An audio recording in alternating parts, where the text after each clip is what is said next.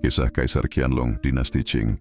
Di bawah langit musim semi yang cerah di kota Beijing, lahirlah seorang anak lelaki dari keluarga kekaisaran yang kelak akan menjadi salah satu penguasa paling makmur dan berkuasa dalam sejarah Tiongkok. Ia diberi nama Hongli, putra keempat dari Kaisar Yongzheng, cucu dari Kaisar Kangxi yang termasyhur. Sejak kecil, Hongli menunjukkan kecerdasan yang luar biasa.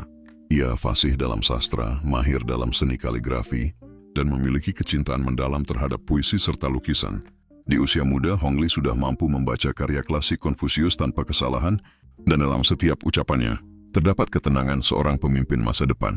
Ayahnya, Kaisar Yongzheng, melihat potensi besar dalam diri anaknya ini, bukan hanya karena kepintarannya, tetapi juga karena sifatnya yang berhati-hati, tenahat dan penuh kasih terhadap rakyat. Awal pemerintahan, kebangkitan sang kaisar. Ketika sang ayah wafat, Hongli naik tahta pada tahun 1735, bergelar Kaisar Qianlong. Sejak hari pertama ia duduk di atas takhta naga, Qianlong bersumpah untuk melanjutkan kejayaan yang telah dibangun oleh kakek dan ayahnya.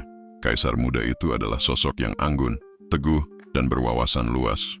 Ia tidak hanya memerintah dari dalam istana, melainkan sering turun langsung ke lapangan, menginspeksi pertanian, berbicara dengan rakyat, dan memeriksa keadaan pasukan. Pemerintahannya berlangsung lebih dari 6 dekade, menjadikannya salah satu kaisar dengan masa pemerintahan terlama dalam sejarah Tiongkok. Qianlong memperluas wilayah Qing hingga mencapai puncak kejayaannya. Ia menaklukkan Xinjiang, menundukkan Mongolia, dan memperluas pengaruh hingga Tibet serta daerah-daerah di Asia Tengah. Bendera naga kekaisaran berkibar megah di seluruh daratan Asia Timur, menunjukkan kekuasaan Tiongkok yang tiada tanding, sang pelindung seni dan kebudayaan.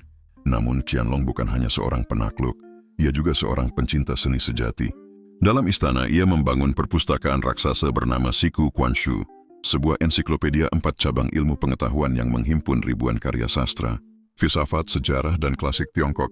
Ia sendiri menulis lebih dari 40.000 puisi sepanjang hidupnya. Mungkin tidak semuanya indah, tetapi jumlahnya menunjukkan gairah luar biasa terhadap dunia literasi.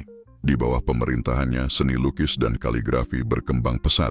Qianlong mengumpulkan karya-karya dari dinasti-dinasti sebelumnya, memperbaiki kuil dan taman-taman, serta menghiasi istana dengan ukiran, porselen, dan sutra terbaik. Salah satu kebanggaan terbesar masa pemerintahannya adalah pembangunan Taman Yuan Ming Yuan atau Taman Kemegahan Sempurna. Tempat itu menjadi simbol kebesaran kekaisaran. Qing, taman surgawi yang dipenuhi istana, air mancur, dan pahatan dari tangan seniman terbaik di dunia. Pemerintahan dan reformasi. Kaisar Qianlong juga memperhatikan pemerintahan dengan cermat. Ia meneruskan sistem yang dirancang oleh kakeknya, memperkuat birokrasi dan menegakkan hukum. Ia memelihara hubungan yang kuat dengan rakyat Han, Manchu, dan etnis-etnis lain yang menjadi bagian dari kekaisaran besar Qing. Ia juga memerintahkan reformasi pertanian dan pengumpulan pajak yang adil. Di bawah pengawasannya, hasil panen meningkat pesat, perdagangan berkembang, dan penduduk Tiongkok mencapai jumlah yang belum pernah ada sebelumnya, lebih dari 300 juta jiwa. Namun Qianlong juga memiliki sisi keras. Ia menindak tegas para pejabat yang korup dan menghukum siapapun yang mencoba mengkhianati negara. Di masa pemerintahannya, banyak karya yang dianggap berisi hasutan atau kritik terhadap dinasti disita dalam apa yang dikenal sebagai kasus sastra, literary inquisition. Tindakan ini menunjukkan bahwa di balik kecintaannya terhadap budaya, ia tetap seorang penguasa mutlak yang menjaga kekuasaan dengan ketat hubungan dengan dunia luar. Pada masa Qianlong, bangsa-bangsa Eropa mulai datang ke Asia Timur membawa perdagangan dan diplomasi. Salah satu peristiwa terkenal adalah misi Macartney dari Inggris pada akhir abad ke-18. Utusan itu datang membawa hadiah dan permintaan agar Inggris diberi izin berdagang secara luas dengan Tiongkok. Namun Qianlong menolak dengan angkuh. Ia mengirim surat kepada Raja George dari Inggris, menyatakan bahwa Tiongkok sudah memiliki segala yang dibutuhkan dan tidak memerlukan barang-barang dari luar. Baginya, dunia berputar mengelilingi kekaisaran Qing dan ia adalah pusat dari segalanya. Keputusan ini, meski memperlihatkan kebanggaan nasional, juga menandai awal dari jarak antara Tiongkok dan dunia modern yang sedang berubah cepat di barat. Akhir yang penuh refleksi. Pada tahun-tahun terakhirnya, Qianlong memilih untuk mengundurkan diri dari tahta pada tahun 1796. Setelah 61 tahun memerintah demi menghormati tradisi bahwa ia tidak boleh melebihi masa pemerintahan kakeknya, Kaisar Kangxi. Ia menyerahkan kekuasaan kepada putranya, Kaisar Jia Qing, namun tetap menjadi sosok berpengaruh di balik tirai. Di usia senjanya, Qianlong sering merenung di taman-taman istananya yang sunyi, dikelilingi oleh lukisan, kaligrafi, dan aroma teh hijau. Ia mengenang perjalanan hidupnya dari seorang pangeran muda yang penuh cita-cita hingga kaisar yang membawa Tiongkok pada puncak kemakmuran. Ketika akhirnya ia wafat di usia 89 tahun, seluruh istana berkabung dalam keheningan. Dunia kehilangan seorang penguasa besar, seorang pujangga, seniman, dan penakluk dalam satu tubuh. Warisan sang naga terakhir yang bersinar. Pemerintahan Kaisar Qianlong menandai puncak dan awal penurunan dinasti Qing. Di bawahnya, Tiongkok mencapai keluasan wilayah terbesar, kekayaan melimpah, dan budaya yang indah. Namun di balik kejayaan itu, mulai muncul benih keangkuhan dan konservatisme yang kelak menjadi beban bagi generasi berikutnya. Meski demikian, Qianlong tetap dikenang sebagai salah satu kaisar terbesar dalam sejarah Tiongkok, penguasa yang menjaga warisan nenek moyangnya, mencintai seni, dan memerintah dengan kebijaksanaan serta wibawa seorang naga. Dan dalam setiap bait puisinya, dalam setiap goresan kaligrafinya, tersimpan jejak keabadian. Suara lembut dari seorang kaisar yang menginginkan dunia damai, indah, dan penuh kehormatan. Kaisar Qianlong adalah salah satu penguasa paling berpengaruh dalam sejarah Tiongkok. Ia memerintah selama 61 tahun, dari tahun 1735 hingga 1796, dan bahkan setelah turun tahta, ia masih berkuasa secara tidak langsung sampai wafat pada 1799. Berikut ini hal-hal besar yang ia lakukan semasa hidupnya, baik dalam pemerintahan, militer, kebudayaan, maupun kehidupan pribadinya. Semuanya menunjukkan kejayaan dinasti Qing di bawah kepemimpinannya. 1. Melanjutkan dan memperluas kekaisaran Qing. Qianlong meneruskan warisan kejayaan dari kakeknya, Kaisar Kangxi, dan ayahnya Kaisar Yongzheng, lalu membawa wilayah Tiongkok mencapai luas terbesar dalam sejarah kekaisaran. Beberapa pencapaiannya di bidang militer dan ekspansi. Menaklukkan Xinjiang, ia memimpin kampanye besar melawan suku Jungar di Asia Tengah, memusnahkan kekuatan mereka, dan menjadikan Xinjiang bagian resmi dari Tiongkok. Menundukkan Tibet dan Mongolia, ia memperkuat kendali atas Tibet dan menaklukkan suku-suku di Mongolia yang memberontak, menjadikan wilayah utara lebih stabil. Kampanye ke Asia Tenggara, ia mengirim ekspedisi militer ke Burma, Vietnam, dan Nepal untuk menegakkan pengaruh Tiongkok di kawasan tersebut. Setelah semua keberhasilan itu, Kekaisaran Qing di bawah Qianlong membentang dari Laut Timur hingga perbatasan Asia Tengah, dari Siberia hingga ke hampir Asia Tenggara. 2. Menyatukan dan menstabilkan pemerintahan. Ia memperkuat sistem pemerintahan yang sudah mapan dari masa sebelumnya, memastikan kontrol kekaisaran menjangkau seluruh provinsi.